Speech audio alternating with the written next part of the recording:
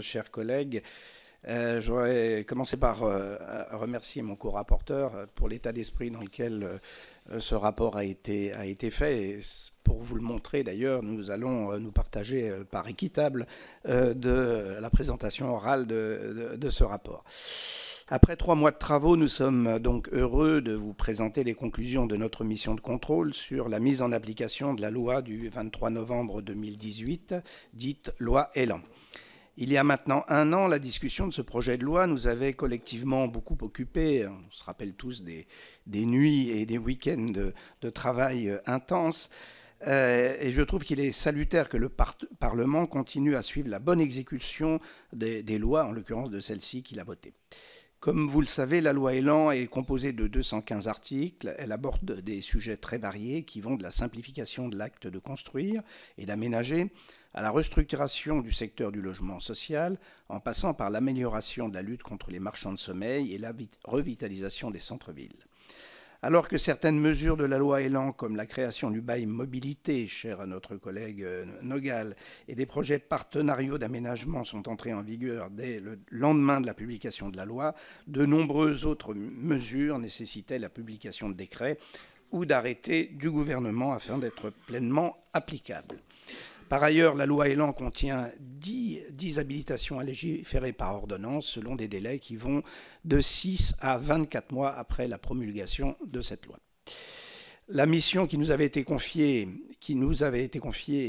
par la Commission était de contrôler l'action du gouvernement sur ces 2 aspects en recensant 6 mois après la promulgation de la loi les décrets d'application et les ordonnances publiées et ceux qui ne l'étaient pas. En revanche, notre mission n'était pas d'évaluer la loi. Il est en effet beaucoup trop tôt pour évaluer les conséquences de la loi Elan sur le terrain, d'autant plus que les décisions prises en matière d'urbanisme et de logement produisent généralement leur effet au bout de 2 ou 3 ans minimum.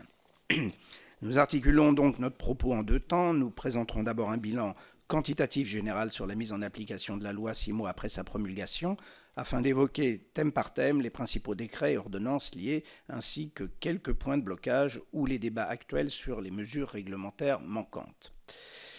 Premier point, le bilan quantitatif. Dès la promulgation de la loi Elan en novembre 2018, le gouvernement a procédé à une analyse permettant de mettre en évidence que la loi nécessitait en tout 96 mesures réglementaires déclinées en 74 décrets d'application, la loi n'ayant expressément prévu que certains décrets entreraient en vigueur de manière différée, comme celui relatif à la nouvelle réglementation thermique 2020 des bâtiments neufs par exemple.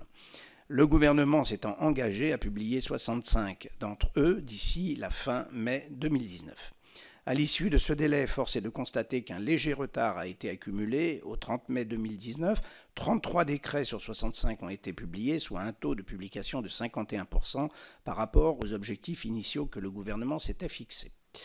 Tout retard est dommageable, toutefois des progrès considérables ont été réalisés dans la rapidité de la mise en application des lois par rapport à précédentes législatures. Ce n'est pas une justification, mais on peut rappeler quand même que 6 mois après sa promulgation en 2014, le taux d'application de la loi ALUR n'était que de 3,5%.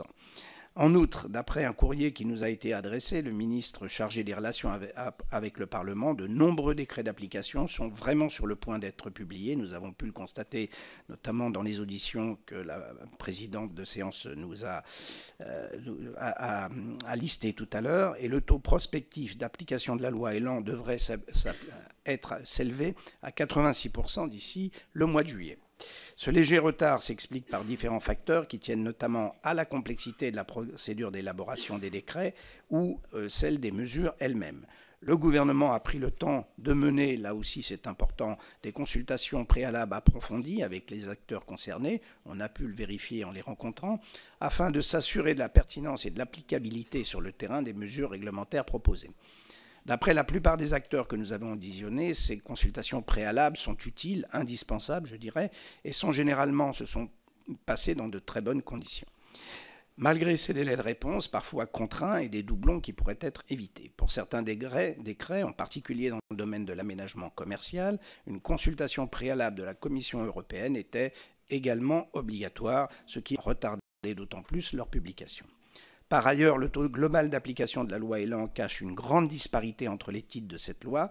Si 74% des décrets nécessaires à l'application du titre 1, dont j'étais le rapporteur, consacré à l'urbanisme et à la construction, ont été publiés, seulement 33 l'ont été pour le titre 2, consacré à la réforme du logement social, et on peut le comprendre, étant donné effectivement l'importance de la concertation avec les bailleurs sociaux. S'agissant des ordonnances, le taux d'application à l'issue du délai de 6 mois ne peut en revanche souffrir d'aucun reproche. 3 habilitations sur 10 n'étaient valables que 6 mois, et celles-ci ont été toutes utilisées par le gouvernement. 4 ordonnances ont ainsi été publiées entre avril et mai 2019. Nous y reviendrons dans le bilan thématique. Les 7 autres projets d'ordonnance se situent à des stades plus ou moins avancés de leur rédaction en fonction des dates limites d'habilitation fixées par la loi. La concertation sur l'ordonnance relative, par exemple, à la copropriété est ainsi terminée, tandis que celle consacrée à la réforme des SCOT vient à peine d'être lancée par le ministère. J'en viens maintenant au bilan thématique, en commençant par la disposition du titre 1, consacré à l'urbanisme et la construction. Comme je l'ai indiqué, cette partie de la loi est celle dont le taux d'application est le plus élevé. Sur les 23 décrets prévus, 17 ont d'ores et déjà été publiés, certains décrets étant particulièrement attendus, comme celui sur les normes d'accessibilité des logements neufs, on y reviendra peut-être dans la discussion, pour les personnes en situation de handicap. La notion de logement évolutif a été précisée par le décret du 11 avril 2019, qui a posé plusieurs garde-fous destinés à s'assurer que les logements évolutifs pourront effectivement être transformés en logements intégralement accessibles à l'issue de travaux qui sont des travaux simplifiés. Toutefois, pour être pleinement opérationnelle, cette notion nécessite encore la publication d'un arrêté ministériel définissant très précisément les travaux simples, actuellement bloqué par un débat relatif, alors on est rentré aussi beaucoup dans le détail sur ces auditions, sur les hauteurs des ressauts des bacs de douche, et nous espérons que cet arrêté sera rapidement publié avant que les acteurs de la construction aient suffisamment de temps. Ça peut prêter effectivement à sourire, mais bon, ça a des implications extrêmement importantes pour les constructeurs et pour les promoteurs, notamment en termes de coûts et d'accessibilité, non pas pour les personnes à mobilité réduite, mais plutôt d'accéder à un moment donné, par exemple, tout simplement à une bombe de douche, pour s'adapter aux nouvelles normes d'accessibilité qui entreront en vigueur au 1er octobre 2019. La réforme de la procédure de consultation des architectes des bâtiments de France était une autre mesure de simplification très débattue, qui a été assez chaudement d'ailleurs débattue, y compris au Sénat. Contrairement à ce que nous aurions pu redouter, la rédaction du décret précisant les modalités d'application de cette réforme n'a pas donné lieu à des blocages interministériels, le ministère du Logement et de la Culture travaillant ensemble de manière apaisée.